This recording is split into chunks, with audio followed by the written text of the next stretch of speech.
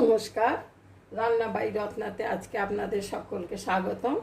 আজকে আমি একটু মাটন ঘি রোস্ট একটু বাঙালি স্টাইলের করছি, কারণ রবিবার দিন, ছুটির দিন, মাংসটা একটু অন্য টাইপের না হলে তো চলবে না। ঘি রোস্ট যেমন করে সেরকম করেই করছি, কিন্তু একটু কায়দাটা আমি একটু অন্যরকম করে নেব। এটা আমি দই, অল্প একটু নুন, হলুদ আর কাশ্মীরি মির্চ দিয়ে আমি এটাকে ম্যারিনেট করে প্রায় আধ ঘন্টা কেন 1 ঘন্টাই হয়ে গেছে রেখেছি। কি ভালো গন্ধ বেরোচ্ছে রে বাবা, কিছুই দিইনি অথচ। আর এখানে আমি ঘি দিয়ে একটু আলুগুলোকে ভেজে রেখেছি, ওই রোস্ট করে রেখেছি আর কি। আলু দেয় না কিন্তু, কিন্তু আমরা বাঙালি, একটু রবিবার দিন দুপুরবেলা ভাতের সঙ্গে খাবে, আলু না হলে চলবে না, সেই জন্য একটু আলুটাও রোস্ট করা হয়েছে।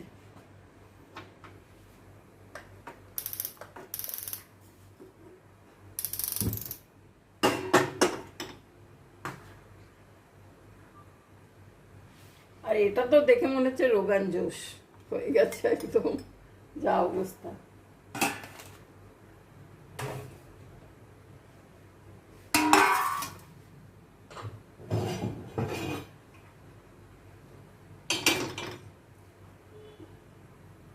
এরপর আমি এখানে একটু মশলা ভাজবো।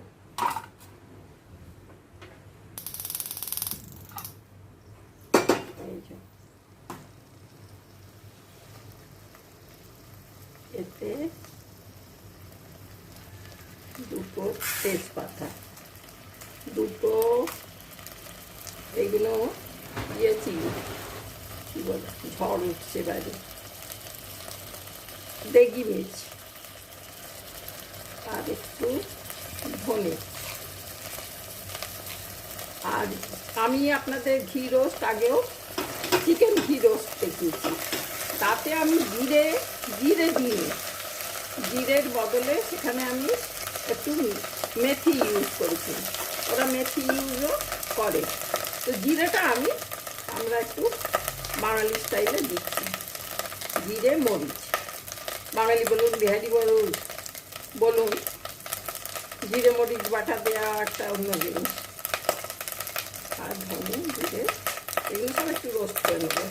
আর একটু দালচিনি, আমাদের একটু মাংসতে গরম মশলা না পড়লে একটু গরম মশলা দিচ্ছি না, কিন্তু দালচিনির গন্ধটা যাতে এসে যায় একটু দালচিনি দিয়ে নিচ্ছি। আর মৌরি দেবো, আর একটু কাজু।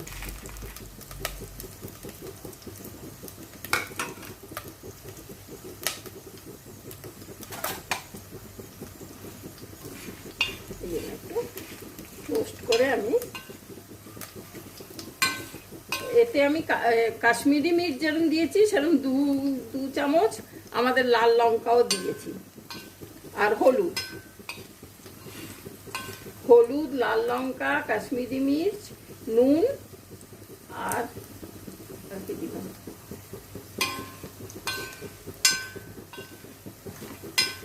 আর কিছু দিলাম,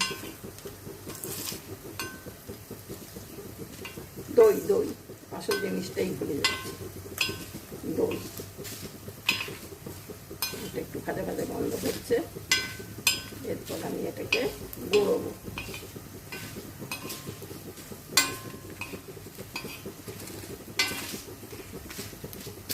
আমি এটা বন্ধ করে দিই, ওর তাতেতেই ওটা হবে। আচ্ছা, এটা হলো।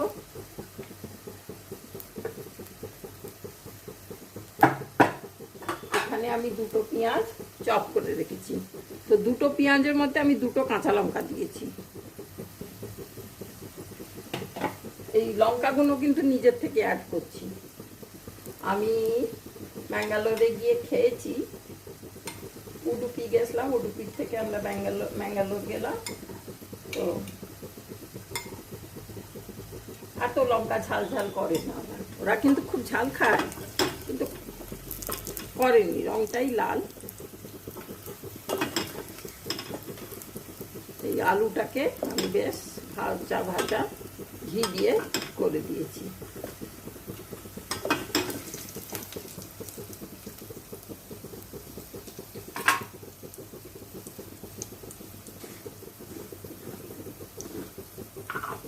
এর মধ্যে আমি আরো এই এত বড় চামচের 1 চামচ ঘি দিয়ে দিলাম।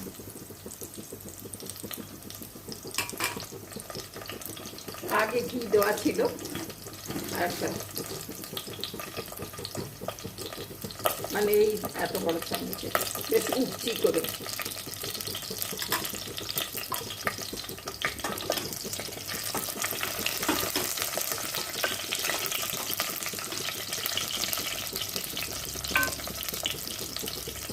এর সঙ্গেই পেঁয়াজটাকে আমি চপ করা পেঁয়াজটাকে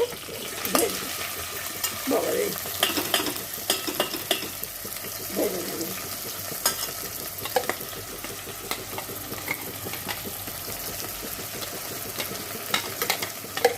চপিং করা পেঁয়াজটা, কারণ ঝিরি করে পেস্ট করলে পরে বেশি পেস্ট হয়ে যাবে, সেই জন্য একটু এইভাবে করে নিলাম।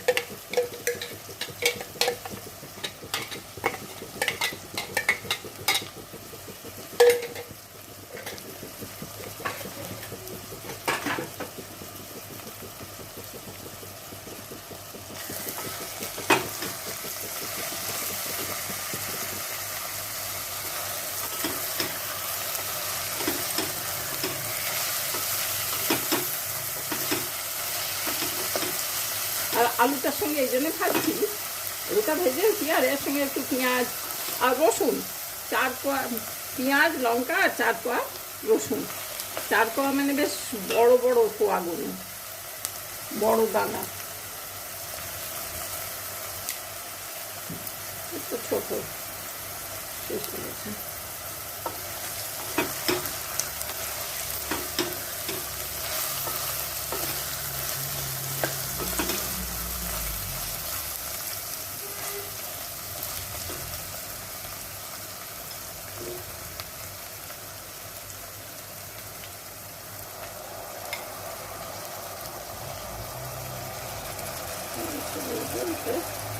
দিয়ে ভাজবো।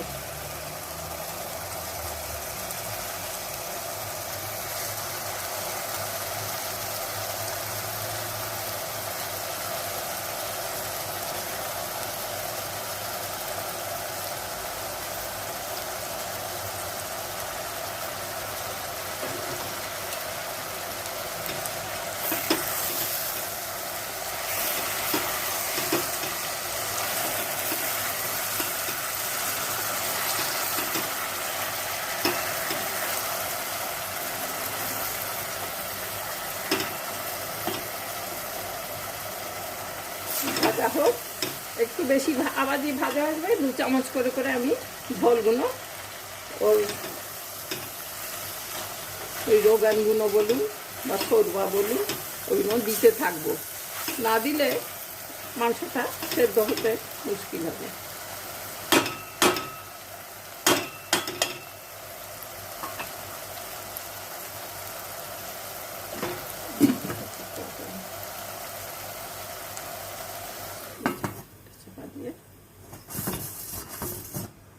রাখলাম, এরপর আমি এগুলোকে পেস্ট করে নিচ্ছি। এই যে এতে আমি 1.5 চামচ গুড় রেখেছি, আর এই বাটিতে আমি এই কি বলে এটাকে, লেবু, 2টো কাগজি লেবু রস করে রাখছি, এই 2টো এতে দিয়ে দেবো।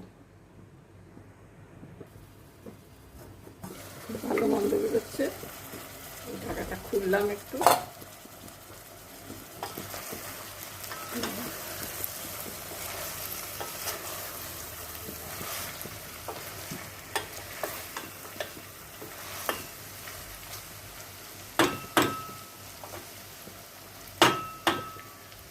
আর আমি একটা লেবুর রস দিলাম, অনেকটা রস হয়েছে, ভাবতে পারিনি যে এতটা ভালো রস হবে।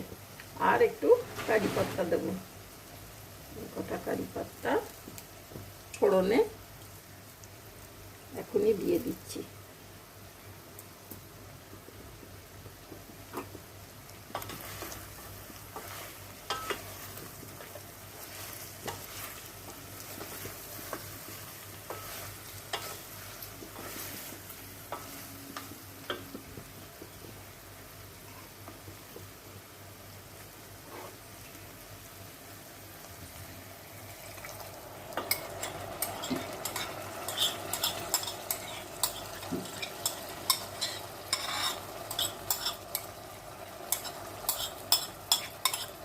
ভাজা হয়ে গেছে, তারপরে আমি এটাকে মিশিয়ে দিলাম।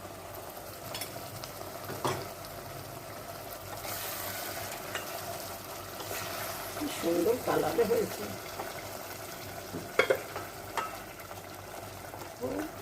আলুটাও একটু সেদ্ধ হয়ে যাবে, মাংসটাও সেদ্ধ হয়ে যাবে। আর নুন তো দেওয়া ছিল, আর একটু নুন দিয়ে দিই।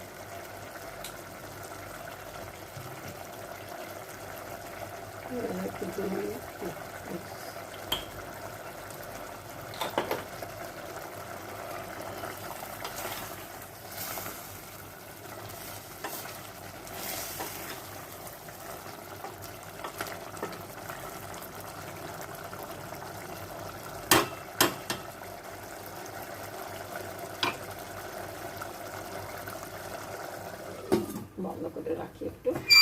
ও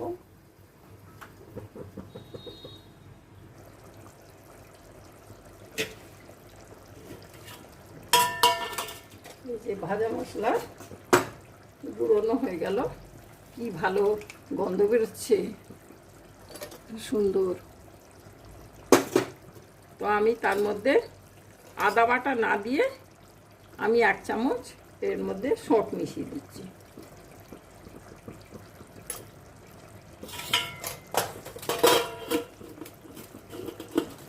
ওই সিকি চামচ।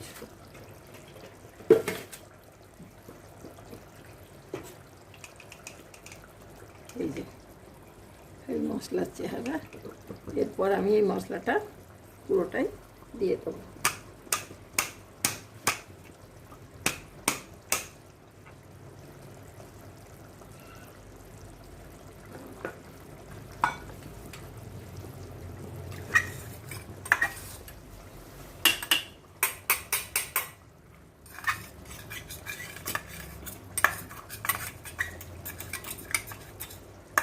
এটা জল দিয়ে আর পেস্ট করিনি, এমনি শুকনো।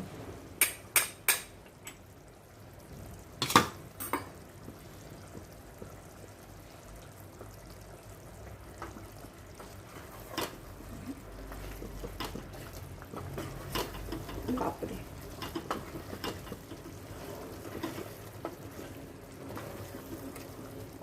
খুব ভালো হয়ে গেল।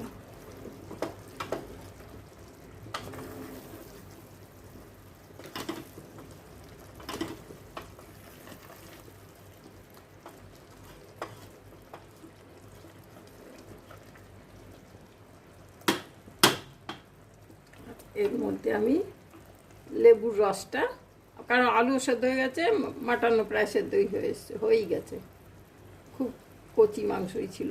এটা আমি লেবুর রসটা দিয়ে দিলাম, আর এই এতটা গুড়টাকেও দিয়ে দিলাম।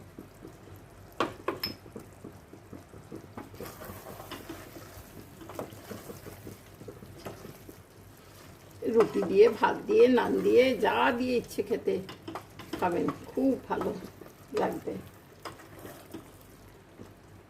ঘি রোস্ট হয়ে গেল, মাটন ঘি রোস্ট, একটু বাঙালি স্টাইলে। রান্না বান্না তো একটু এদের দেখে ওদের দেখে করে একটু নিজেদের মতন করাই যায়।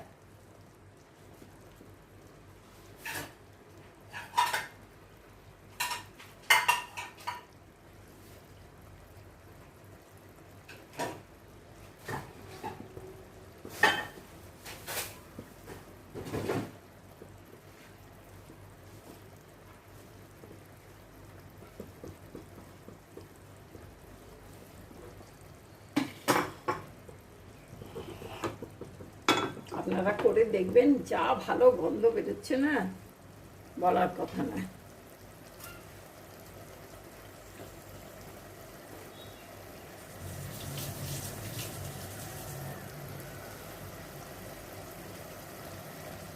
আর মেথিও দিয়ে দেয় অনেকে, আমি এবারে মেথি দিইনি।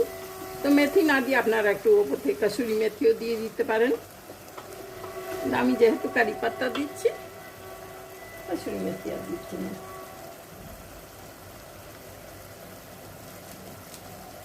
একটু কারি পাতা দিয়ে দিই।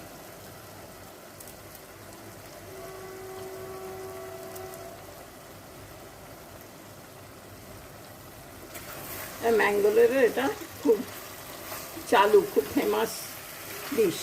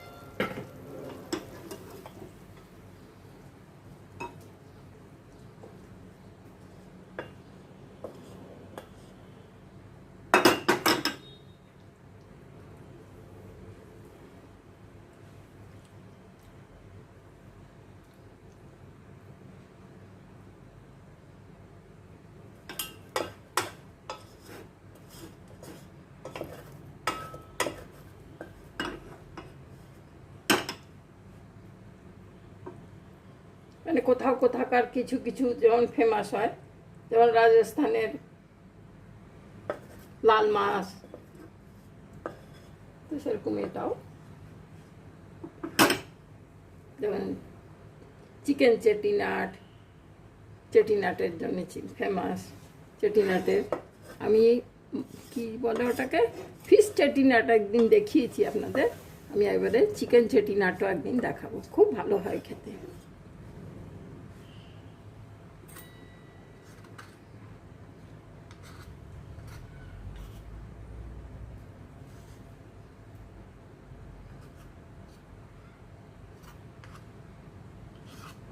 হয়ে গেল।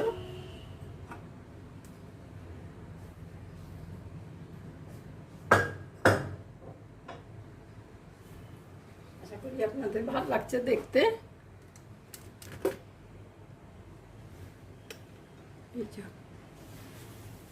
দেখতে পাচ্ছেন কি সুন্দর একদম তেল বেরিয়ে, ঘি বেরিয়ে, সরি তেল বলছি মানে ঘি বেরিয়ে গেছে, একদম সুন্দর রোস্ট হয়ে গেছে, ঘি রোস্ট।